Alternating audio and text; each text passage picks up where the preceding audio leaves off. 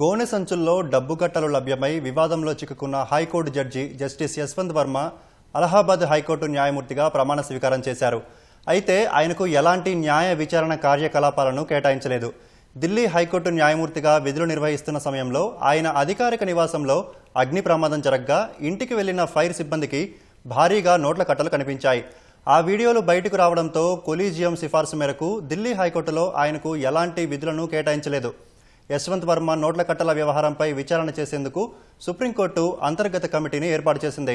కేంద్ర న్యాయశాఖ జస్టిస్ వర్మను అలహాబాద్ హైకోర్టుకు తిరిగి బదిలీ చేసింది.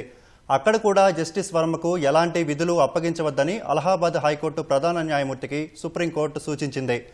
ఒక న్యాయమూర్తిపై అవినీతి ఆరోపణలు రావడంతో సుప్రీంకోర్టు జడ్జీలు తమ ఆస్తులను బహిర్గతం చేసేలా చర్యలు చేపట్టింది. ఇప్పటికే భారత ప్రధాన న్యాయమూర్తి జస్టిస్ సంజీవ్ ఖన్నా సహా 30 మంది జడ్జీలు తమ ఆస్తులకు సంబంధించి స్వచ్ఛందంగా డిక్లరేషన్లు సమర్పించారు. వీటిని త్వరలోనే సుప్రీంకోర్టు వెబ్సైట్లో పొందుపరచనున్నారు.